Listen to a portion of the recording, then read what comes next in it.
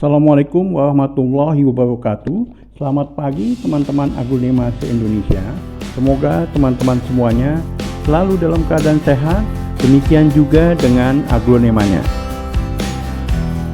Sebelumnya kami sampaikan terlebih dahulu bahwa jumlah subscriber hobi abangku sudah mendekati 5.000. Artinya giveaway dengan hadiah 3 plant aglonema Huggers sudah semakin dekat. Terima kasih untuk teman-teman yang sudah subscribe pada channel ini.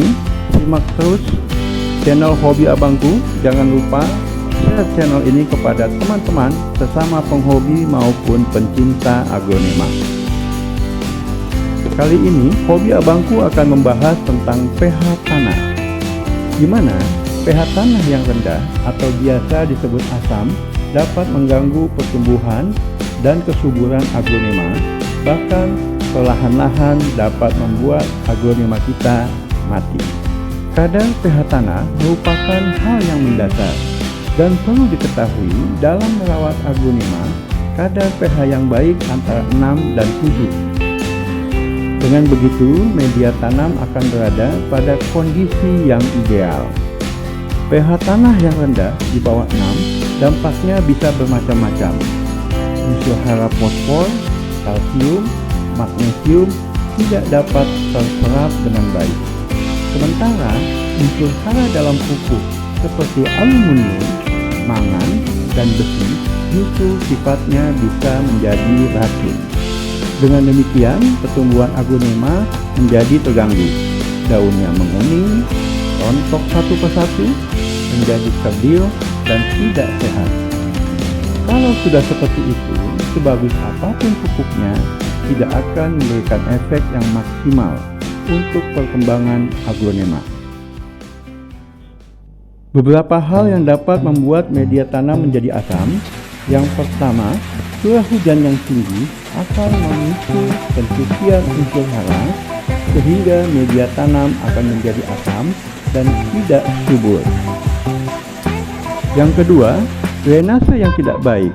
Bila ada genangan air yang lama, unsur hara besi, aluminium, dan tembaga akan meningkat jumlahnya, sehingga bisa bersifat racun seperti yang sudah dijelaskan sebelumnya.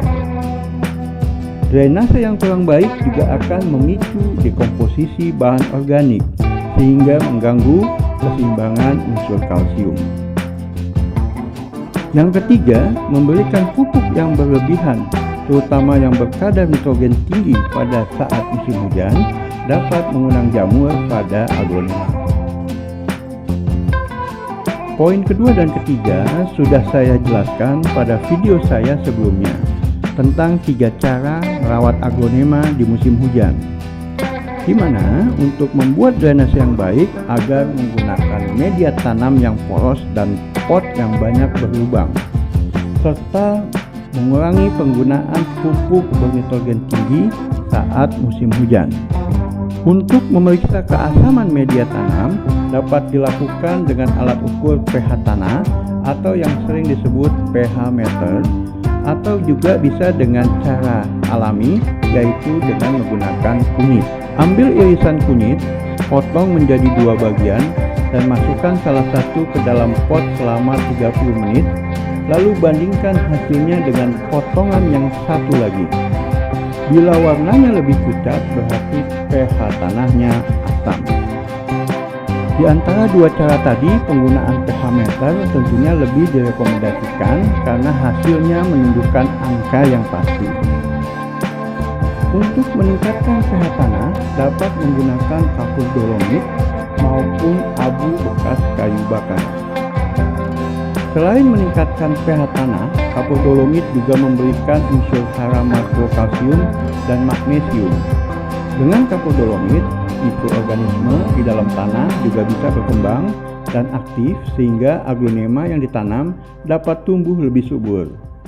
Pemberian kapur dolomit dapat ditabur pada permukaan media tanam.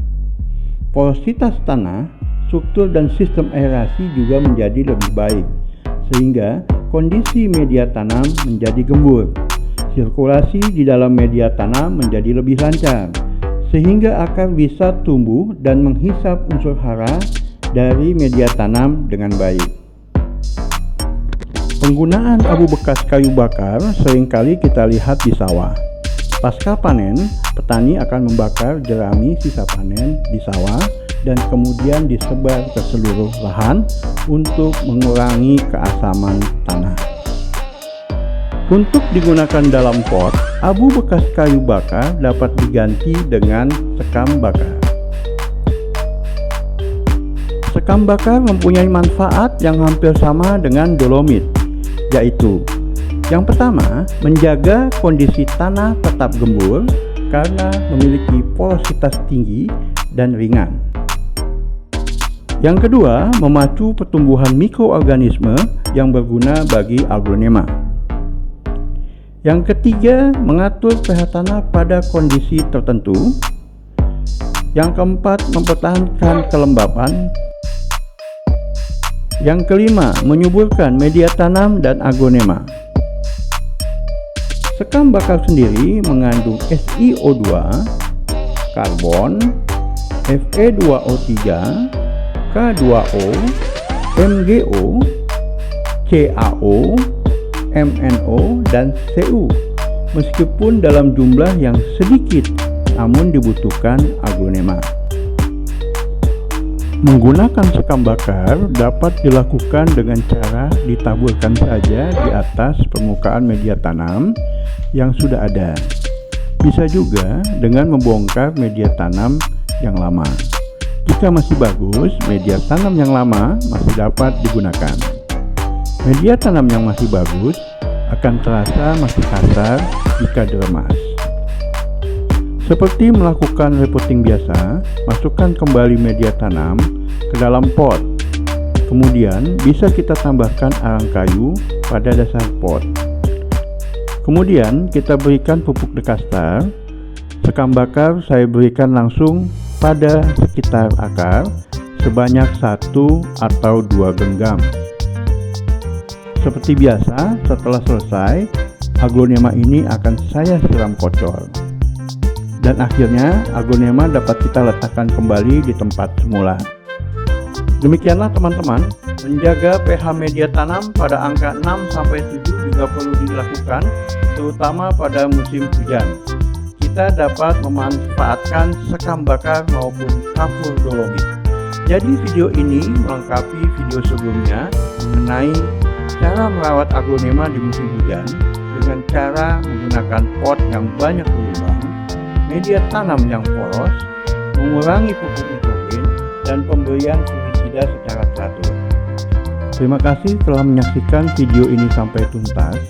Bagi teman-teman yang belum, mohon bantuannya untuk subscribe, like, dan komen. Bisa juga dibagikan kepada teman-teman sesama penggemar ataupun penghobi aglonema yang teman-teman kenal.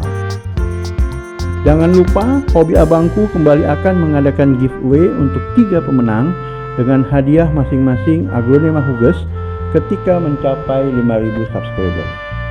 Seperti giveaway sebelumnya, aglonema Huges minimal 4 daun akan dikirim dari seller yang kami pilih. Seluruh biaya yang timbul seperti ongkos kirim maupun biaya karantina ditanggung oleh Hobi Abangku. Terima kasih.